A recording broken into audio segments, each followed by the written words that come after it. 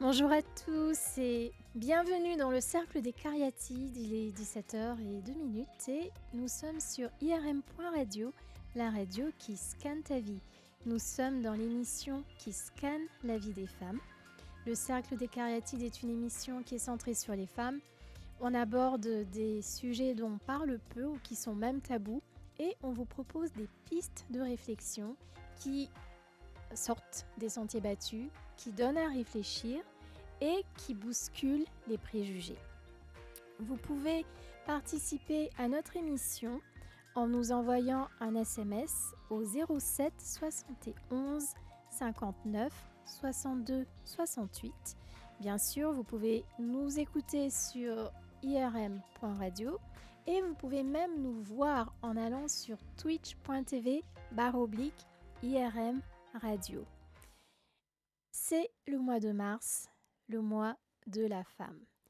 Et quoi de mieux que de célébrer la femme en célébrant le leadership version féminine. Alors, j'ai beaucoup de choses intéressantes à partager avec vous. Aujourd'hui, c'est une capsule coaching et on va vous proposer des pistes de réflexion pour analyser un peu le leadership style féminin. Qu'est-ce que ça représente? Qu'est-ce que c'est? Est-ce qu'il y a une approche vraiment différente de celle qu'auraient des hommes en termes de leadership? Est-ce que c'est vraiment ce que les stéréotypes ont? C'est-à-dire pour le leadership féminin, plus de focus sur l'intelligence émotionnelle, le charisme, sur l'écoute. On va parler de tout ça. Tout d'abord, le leadership, qu'est-ce que c'est? Tout simplement, c'est la capacité à inspirer confiance, la capacité à guider, à influencer les autres pour atteindre un objectif bien précis, bien spécifique. Ce n'est pas lié à une position hiérarchique, mais c'est plutôt lié à une posture. Les leaders sont souvent perçus comme des figures charismatiques qui ont, quand c'est vraiment un leader idéal, une certaine intelligence émotionnelle, confiance en soi, et qui sont souvent même une figure masculine. Quoique c'est en train de changer avec plus de mixité dans le décor. Bien entendu, les femmes sont encore sous-représentées dans les instances dirigeantes des grandes entreprises. Cependant, il y a une féminisation qui est en marche et c'est un atout certain pour les sociétés modernes. Et certaines des caractéristiques qui sont classifiées comme étant plutôt féminines et qui étaient considérées comme des faiblesses et même pointées du doigt sont maintenant recherchées par les recruteurs et sont vraiment mises en avant. Alors le leadership féminin, ce n'est pas récent, cependant c'est de plus en plus valorisé. On associe souvent le leadership féminin à un savoir-être qui serait plus développé, tout en gardant une assertivité certaine. Et les qualités qui sont généralement attribuées aux femmes sont souvent le sens de l'empathie, de la bienveillance, de l'écoute, ce qui permet de gagner la confiance du groupe. Il y a également plus de créativité souvent, ce qui invite à explorer de nouvelles solutions, de nouvelles voies. Et il y a aussi une recherche de l'harmonie qui est souvent décrite, ce qui permet de miser sur un échange et un partage dans le but vraiment de fédérer. Je vais partager avec vous quelques qualités qui sont typiquement considérées comme soit masculines, soit féminines. Alors, on y va. Alors, souvent, les qualités masculines sont considérées comme suit. C'est la structure, le contrôle, c'est être vraiment dans le faire, euh, être protecteur, tout ce qui est linéaire, avoir vraiment une tâche bien ciblée, prévisible, ne pas changer. Les caractéristiques qui sont considérées comme plus féminines sont les suivantes. Par exemple, être plus internalisé, être plus interne, plus émotionnel, plus en relation avec les autres. Il y a une certaine idée de flux. Il y a une idée de réceptivité, être dans le non linéaire, multitâche et en constante évolution, imprévisible. Ce ne sont que quelques-unes des caractéristiques. Hein. La liste est très très longue. Et ce qui se passe, c'est que souvent, on a l'impression que les femmes sont plutôt prédisposées de façon naturelle à avoir en elles ces qualités qui sont considérées comme plutôt féminines. Quoique, ce que j'entends de plus en plus autour de moi, c'est que les bons leaders, même hommes, ont intégré ces qualités féminines dans leur style de management, dans leur style de leadership. Et donc, ce ne sont pas que des caractéristiques pour les femmes. Donc, selon moi, le leadership au féminin, ce serait un leadership exercé par des femmes ou par des hommes, mais qui inclurait plus de ces caractéristiques-là qui sont considérées comme étant plus féminines.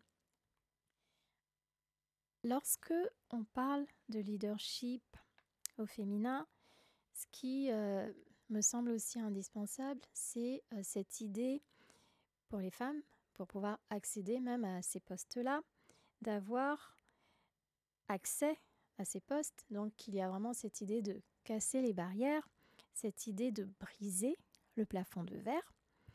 Et une des caractéristiques qui a été considérée comme étant particulièrement importante pour que les femmes arrivent à vraiment prendre leur place, c'est vraiment de développer cette confiance en soi et la confiance qu'on inspire aux autres est proportionnelle aussi à la confiance qu'on a en soi-même.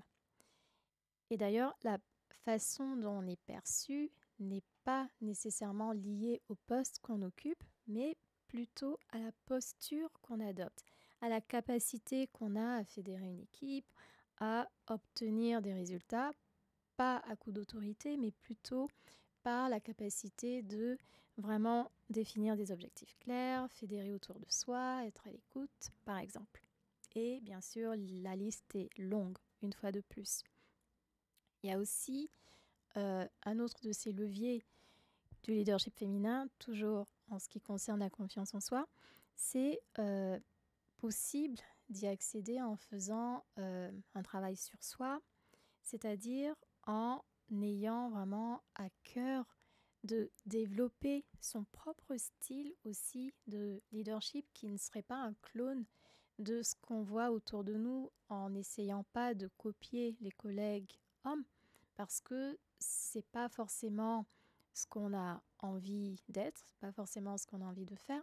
Donc vraiment apprendre à vraiment bien se comprendre, apprendre à bien se connaître, bien savoir ce qui nous anime, ce qui nous plaît, ce qui nous parle, quelles sont nos valeurs et avoir l'audace d'intégrer plus de nous dans notre façon d'être leader. J'ai travaillé avec une personne que j'ai accompagnée dans le cadre de coaching qui était dans un univers très masculin, dans une industrie très masculine, scientifique, et qui trouvait qu'elle ne se sentait pas du tout à l'aise avec la façon dont tout le monde autour d'elle exerçait leur leadership. Et pour elle, ce qui était important, c'était vraiment d'avoir une certaine connexion avec les collègues, les personnes de son équipe. Et elle n'osait pas, parce qu'elle avait l'impression qu'elle ne serait pas prise au sérieux si, par exemple, elle avait à cœur de montrer trop d'empathie, de demander des nouvelles de la famille ou de demander comment les gens se sentaient. Et donc, elle n'osait pas.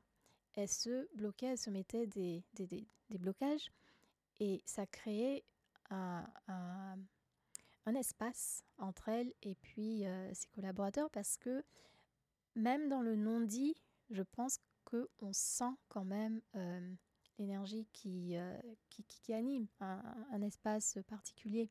Donc le fait de se fermer, de se bloquer, de se mettre autant de barrières, ça créait une connexion qui était plus petite avec les personnes autour d'elle. Et elle le regrettait parce que c'était quelqu'un qui avait vraiment envie de s'ouvrir, enfin de parler, pas que du travail, mais autour d'elle, c'était vraiment ce qui se passait. Et donc, le travail qui a été fait, c'était vraiment de l'aider à prendre conscience de ses valeurs. Et ses valeurs, c'était vraiment connexion avec les autres, mais ça représente aussi la connexion avec soi. Ses valeurs, c'était également l'harmonie, et elle a vraiment réussi finalement à intégrer tout ça dans sa façon d'être avec les autres, et ça a complètement changé l'ambiance dans son équipe, dans son groupe. Ça a complètement changé l'image qu'elle avait d'elle-même. Et ce qu'elle a réalisé, c'est que il y avait vraiment un coût pour elle de ne pas réussir à trouver son leadership à elle, de ne pas réussir à trouver sa voix. Et ce qui a été vraiment clair, c'est que personne n'aura la même façon d'exercer son leadership. Donc on parle de leadership féminin, mais j'ai plus envie de dire leadership au cas par cas, leadership très personnalisé, très ajusté à qui nous sommes, plutôt que cloné sur ce qui est observé autour de nous. Je pense également que, et ça c'est quelque chose que je vais développer un peu plus loin également, mais on va commencer là, c'est l'idée de confiance en soi et de perception de soi. Il y a une étude qui a été réalisée par, je vais vous dire.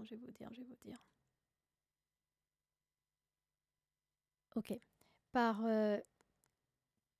Madame Tinsley de l'université Georgetown et Eileen de l'université Harvard.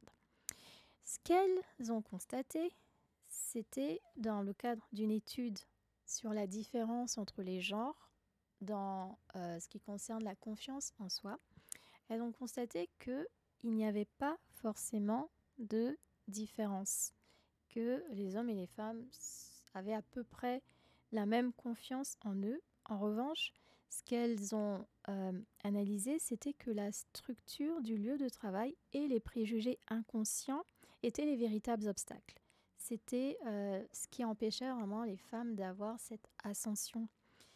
Et par exemple, elles expliquent que les femmes n'expriment pas toujours leurs idées parce qu'elles estiment qu'elles sont examinées de façon plus approfondie que leurs collègues hommes. Et donc, ce que ces chercheuses encouragent, c'est que les organisations, les sociétés prennent des mesures pour permettre aux femmes de contribuer pleinement et qu'il y ait vraiment des structures qui soient mises en place pour faire prendre conscience de tout ce qui existe comme préjugés. Dans le cadre de ma profession de coach, ce que j'ai aussi constaté, c'est que pour tout ce qui est confiance en soi et perception de soi, il y a souvent un décalage entre ce qui est, c'est-à-dire la réalité, et ce qu'on perçoit, ce qu'on a l'impression de vraiment vivre. Par exemple, une de mes clientes disait qu'elle ne prenait pas la parole, parce qu'elle avait peur de ne pas vraiment maîtriser son sujet. C'était pourtant une directrice en stratégie très, très, très compétente. Une autre qui me disait je ne suis pas sûre d'être capable de pouvoir être à ma place pour un poste plus important, donc je ne vais pas postuler pour cette promotion. Et encore une fois, c'était une dirigeante particulièrement brillante. Et donc, ce sont des femmes accomplies dans ces exemples-là, que leurs employeurs également croient être particulièrement compétentes, trouvent brillantes et croient en leur potentiel. Pourtant, elles n'avaient pas cette même perception d'elles-mêmes. Et d'ailleurs, il y a des experts en leadership qui s'appellent Jack Zenger et Joseph Folkman qui ont fait des évaluations, qui ont analysé des évaluations à 360 degrés. Et ils ont constaté que les femmes dirigeantes étaient perçues de manière aussi compétente que les hommes. Il n'y avait absolument aucune différence. Elles étaient même considérées comme étant plus efficaces que leurs collègues hommes dans certains domaines essentiels, comme la prise d'initiative, la recherche de résultats, le leadership audacieux et le développement de relations. Cependant, lors des auto-évaluations, les femmes étaient beaucoup plus dures avec elles-mêmes, ce qui suggère que la confiance en soi est très en retard sur la performance réelle. Alors, comment augmenter cette confiance en soi pour pouvoir oser exercer ce leadership à notre façon, à notre sauce et vraiment prendre en compte tout ce qu'on est dans notre façon de diriger. Alors, nous abordons le thème du leadership version féminine. Leadership au féminin, leadership féminin, qu'est-ce que ça représente? Comment permettre aux femmes d'avoir accès à leur leadership propre, à leur façon à elles de diriger qui inclut, qui intègre différentes qualités qui sont considérées comme étant plutôt féminines. Et nous avons également abordé le fait que les hommes peuvent également avoir un leadership plutôt féminin, c'est-à-dire qui intègre plusieurs qualités féminines. On va continuer sur la confiance en soi qu'on a abordée dans la première partie de l'émission, qui permet aux femmes de pouvoir être audacieuses et d'oser vraiment exercer le leadership comme elles l'entendent. Et c'est aussi ça, le leadership féminin, qui n'est pas cloné, qui n'est pas calqué sur un leadership très classique qu'on a l'habitude de voir, mais qui permet de vraiment prendre en compte qui on est, ce qui nous anime, quelles sont nos valeurs, et qui est très individualisé en fin de compte. Pour avoir encore plus confiance en soi, il y a différents outils, différentes méthodes de l'augmenter. Par exemple, c'est cultiver le champion en soi, la championne en soi. On a toutes et tous cette petite voix intérieure qui nous murmure des petits messages qui sont plus ou moins encourageants. Donc ça peut être non mais t'as vu, mais c'est nul, voilà, ça vaut rien ce que tu viens de faire, ce que tu viens de dire. Je vous donne ça comme exemple, mais je suis sûre que chacun peut trouver des exemples. Je suis sûre que tout le monde y a droit. C'est très rare qu'on en soit exempt. La différence, c'est de pouvoir changer ce message sur le moment, sur le coup, en temps réel, autant que possible. Et vraiment se dire, est-ce que c'est un message qui me fait du bien? Est-ce que c'est un message qui me pousse vers l'avant ou pas? Et le changer immédiatement et se dire non, t'es formidable, tu es à ta place, tu fais très bien les choses, et vraiment changer directement ce message-là. Et surtout, imaginez ce qu'on dirait à un ami qui aurait besoin d'encouragement. Si par exemple on est, je ne sais pas, à table et que quelqu'un de très proche se fait, enfin, entend une remarque négative, en tant qu'ami, on va l'encourager et dire ben non, non, non, c'est faux, t'es comme ça, t'es comme ça. Donc c'est vraiment avoir cette même posture par rapport à nous et pouvoir en temps réel, autant que possible, nous dire tout le bien qu'on sait sur nous. Et parfois, on peut oublier qui on est, on peut oublier la personne extraordinaire qu'on est.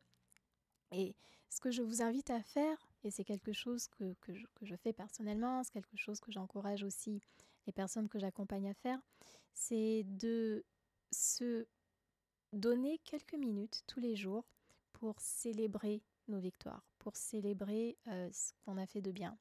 On est dans une culture dans laquelle on a plutôt tendance à être encouragé à être humble, à ne pas trop se vanter, à ne pas trop se montrer, à vraiment minimiser ce qu'on a fait de bien.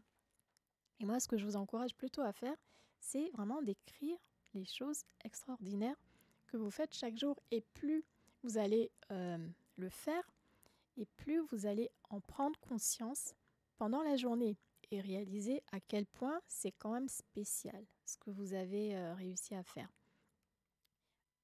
Dans mon cas, je le fais aussi avec certaines amies qui sont dans la même optique et donc on le fait et à tour de rôle, on partage des choses spéciales, des choses qui sortent de l'ordinaire. Et parfois, c'est très simple, hein. Ça peut être comme, je vais vous donner un exemple.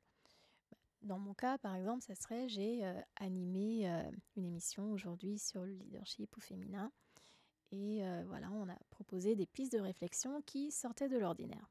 Ça peut être, j'ai passé une journée en famille qui m'a fait énormément de bien, ou bien j'ai eu une conversation avec une personne que j'accompagne et je sais, elle me l'a dit, ça a complètement changé sa vision d'elle-même, sa perspective sur les prochaines étapes qu'elle a à prendre. Donc ça peut être vraiment dans différents domaines, ou bien ça peut être j'ai terminé ce projet où j'ai fait une présentation, j'ai eu des accolades, j'ai été très, très bien reçue, j'ai été félicitée. Mais le fait de le faire de façon régulière, on commence à accumuler des preuves de la personne spéciale, extraordinaire qu'on est. Donc, quand on oublie, on peut retourner sur notre journal et regarder nos petites notes et se rendre compte que oui, vraiment, c'est pas banal ce qu'on a fait, même si c'est très simple, c'est vraiment célébrer chaque pas, célébrer chaque victoire, célébrer chaque euh, moment pendant lequel on a fait quand même quelque chose qui sortait un peu des sentiers battus. Je vous encourage aussi à demander autour de vous, parce qu'on n'a pas toujours une vision objective de qui on est. On peut minimiser ou oublier ou même ne pas oser vraiment faire attention à tout ce qui est spécial sur nous.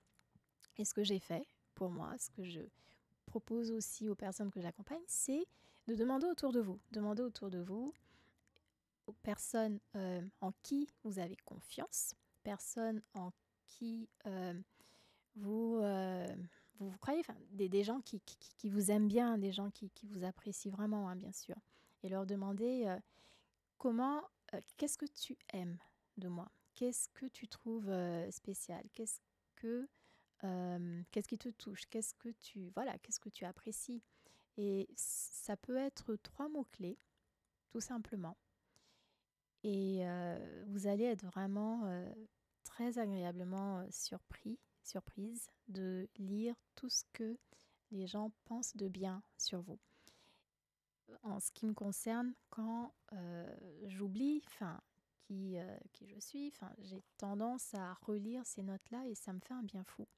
C'est formidable de voir ce que d'autres personnes peuvent penser. Des gens qu'on aime bien sûr, des gens en qui on a confiance. Donc ça, c'est une façon cultiver encore plus de confiance en nous parce que c'est vraiment une question d'accumulation de preuves d'expériences positives qui nous permettent d'avoir un peu comme un compte en banque de la confiance dans lequel on fait des virements, et chacune de ces étapes-là compte.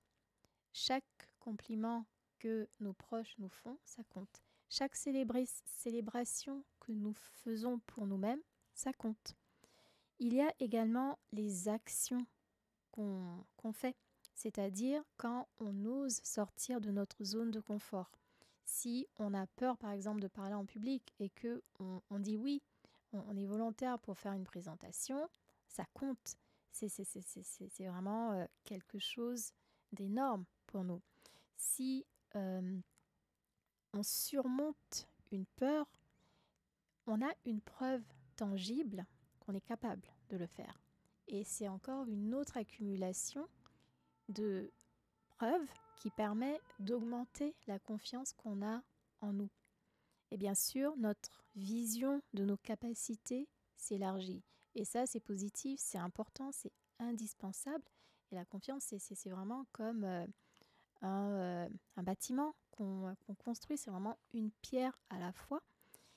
Bien sûr, certains arrivent avec une confiance en eux un peu plus grande, mais ça se construit. C'est quelque chose qui peut être vraiment acquis. Et en tant que femme, c'est important de vraiment avoir accès à plus de confiance en nous pour avoir accès à ce leadership au féminin tout court, ou à ce leadership tout simplement. Il y a des chercheuses qui ont donné des résultats qui m'ont interpellée. Enfin, je m'en doutais un peu, mais le fait de le voir comme ça m'a donné une autre perspective. Elle s'appelle Katie Kay et Claire Shipman et elles ont écrit The Confidence Code. En français, ça serait le code de la confiance.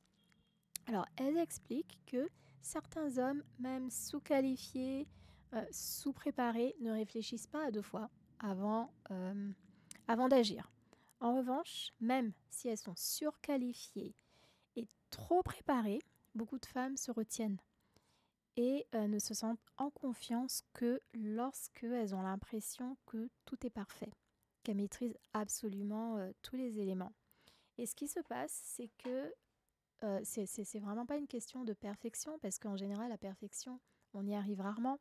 C'est plutôt de faire les actions qui sont nécessaires et se dire je vais ajuster au fur et à mesure. Mais je vais quand même être en mouvement, je vais être en action, je vais faire ce qu'il faut et je vais le faire de mon mieux. Voilà, c'est vraiment la posture à adopter pour continuer à avancer et ne pas se bloquer pour des choses qui sont somme toute faciles à éviter. Alors, ce qui arrive aussi, c'est que souvent, je parlais de cloner un peu le style de leadership des personnes qui sont autour de nous, un leadership qui est quand même assez classique, qui serait résultat, action, être dans toujours plus, et se poser vraiment la question, quel est le coût pour nous? Quel est le coût pour nous quand on adopte des styles de leadership qui ne nous correspondent pas, qui ne nous vont pas? Ce qui se passe, c'est que, surtout pour quelqu'un, je précise, qui aurait plutôt tendance à être à l'aise dans un leadership qui pourrait intégrer plus de qualités féminines, d'empathie ou d'écoute, de qualités plutôt féminines. Ce qui se passe, c'est que quand on n'ose pas le faire à notre façon, on n'est pas soi-même, on n'est pas nous-mêmes, on n'arrive pas à être authentique, on n'arrive pas à vraiment avoir une vraie connexion avec les autres parce qu'on n'est pas vraiment présente. C'est également une source souvent de burn-out, d'épuisement, parce qu'on aura l'impression qu'il y a énormément de défis à relever. Donc il y a un coût pour notre bien-être. souvent des situations de stress intenses. Et puis, parfois, on doit porter aussi de nombreux masques psychologiques si on a l'impression qu'on n'arrive pas à être nous-mêmes ou qu'on ne se donne pas la permission d'être nous-mêmes. Ça peut aussi créer une certaine solitude. Et même quand on arrive dans notre sphère privée, et je vais en parler parce que c'est des choses que j'entends souvent quand j'accompagne des femmes, c'est vraiment ne plus avoir accès à cette polarité homme-femme, même dans la sphère privée, c'est-à-dire euh, ne pas réussir à faire le switch entre être super dans, enfin très très très dans, être très dans le masculin quand on arrive chez nous et qu'on aurait peut-être envie d'être un peu plus dans notre féminin pour qu'il y ait une vraie polarité, qui est d'ailleurs une des clés pour qu'il y ait une bonne entente dans un couple, par exemple. Aujourd'hui, nous célébrons le mois de mars, le mois de la femme, en nous intéressant au leadership, version féminine, leadership féminin. Tout simplement, on est à présent en train de parler de confiance en soi. On vous a proposé différentes pistes pour accroître cette confiance en nous. Et ce qu'il y a aussi dans tout ce qui est leadership féminin, ce qui est considéré comme une des caractéristiques du leadership féminin, c'est aussi cet accès au charisme. Alors le charisme, ce n'est pas la beauté, ça n'a absolument rien à voir, mais c'est lié au langage corporel, c'est lié à la confiance qu'on a en nous. On en a parlé dans la deuxième partie de notre émission. C'est notre ouverture, c'est notre authenticité, cette aptitude à être nous-mêmes, à être vrai. C'est être passionné, c'est être animé, être habité par ce qu'on fait, par ce qu'on dit. C'est vraiment ce feu intérieur, mais c'est également cette présence. Cette présence qui nous permet de simplement être dans un endroit, ne pas forcément avoir à beaucoup parler, mais à vraiment avoir un impact par qui on est. Pas par ce qu'on fait, mais vraiment par qui on est, qui émane naturellement de nous. Alors, le charisme, on peut, bien sûr, pour certaines personnes, c'est inné, certaines personnes en ont à revendre. On peut également l'accroître. Et pour ce qui est de la présence, développer cette présence, je vous propose un outil qui est de vraiment favoriser la connexion à soi, c'est-à-dire être vraiment à l'écoute de notre météo intérieure, à l'écoute de ce qui se passe. Cette connexion intérieure, c'est avoir conscience de ce qui nous habite à un instant précis. C'est également respirer, tout simplement. Prendre le temps de respirer bien profondément. Ça, c'est une façon aussi de se connecter à soi. C'est très rapide. On peut le faire n'importe où, n'importe quand. Et ça nous permet vraiment d'être présent en nous et aussi d'être présent avec les autres. En parlant de leadership au féminin, ce que je vous encourage aussi, c'est de ne pas hésiter à assumer votre féminité. C'est-à-dire ne pas vous cacher, ne pas se dire qu'il faut faire absolument comme les autres collègues masculins, ne pas oser être féminine dans la façon de s'habiller, dans la façon de se coiffer, de se maquiller, mais vraiment assumer notre part de féminité, en être fier et considérer que ça fait partie de nous et trouver des façons de l'exprimer qui nous ressemblent, qui nous conviennent et qui soient vraiment authentiques parce qu'il s'agit vraiment d'authenticité. Dans le leadership féminin, il s'agit vraiment de trouver son style à soi, son style authentique, véritable. En ce qui concerne le leadership féminin, il y a une dernière composante que j'aimerais partager avec vous, qui est considérée comme vraiment clé, c'est l'intelligence émotionnelle. Alors les personnes qui ont un leadership plutôt féminin, que ce soit des hommes ou des femmes d'ailleurs, ont cette capacité à avoir une intelligence émotionnelle qui est supérieure. L'intelligence émotionnelle, c'est quoi?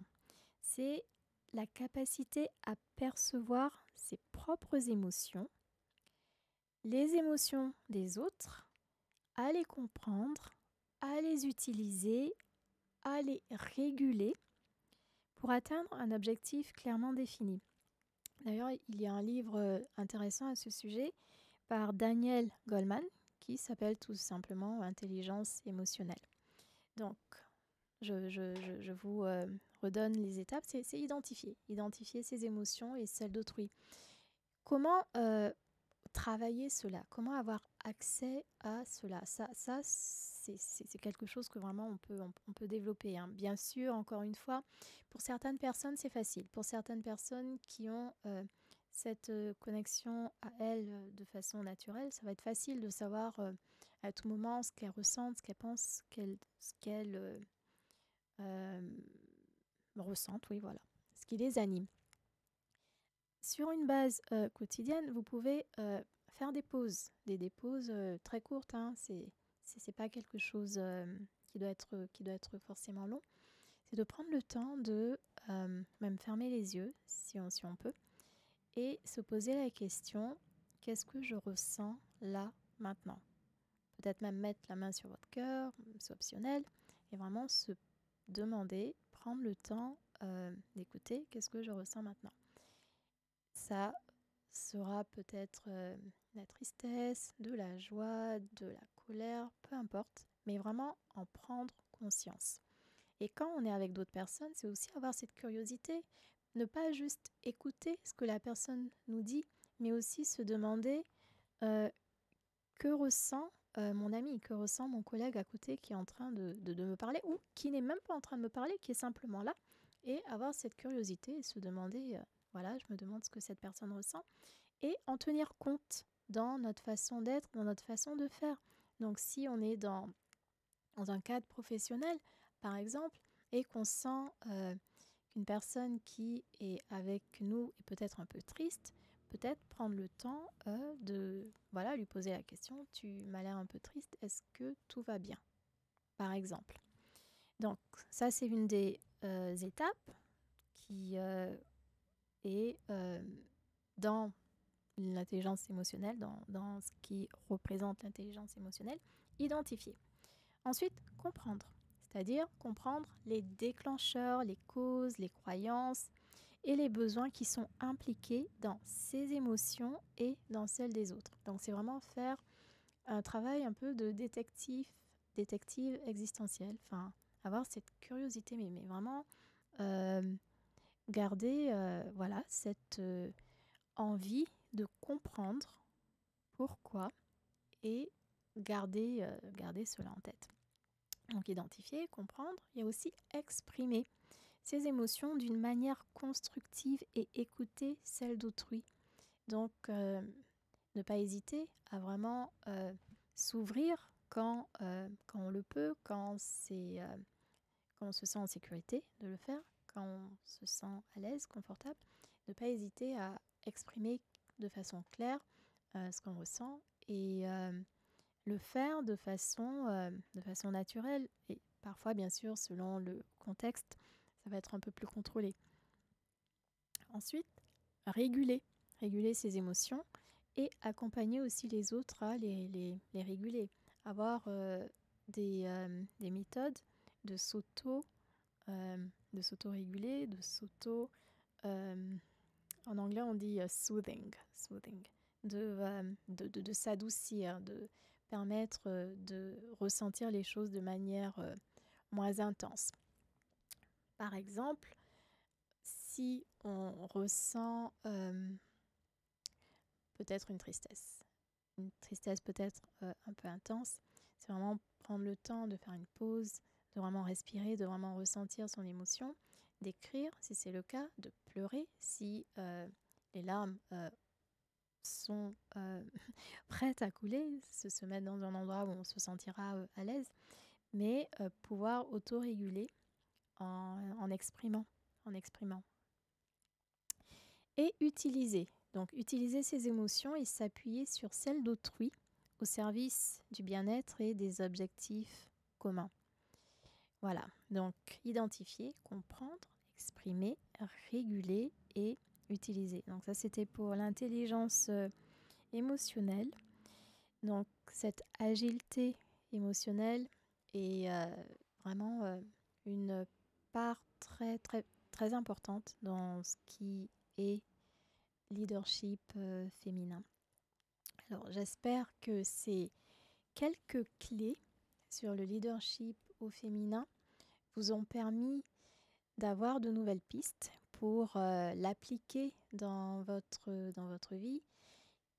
De nouveau, je vous le répète, le leadership n'est pas lié à une position hiérarchique, mais c'est plutôt une posture. Donc on peut avoir vraiment une posture de leader, peu importe le poste qu'on a, même en étant chez nous à la maison. C'est vraiment une posture, c'est cette capacité d'inspirer de la confiance, de guider, d'influencer les autres dans un but bien précis, tout simplement. Alors, pour aujourd'hui, nous allons nous arrêter là. J'espère que cette émission vous aura plu et le replay est d'ailleurs déjà disponible sur twitch.tv. Dans quelques jours, vous pourrez également avoir accès à l'enregistrement sur notre chaîne YouTube. D'ici là, portez-vous bien et on se dit à très bientôt, mercredi prochain à 17h. Au revoir.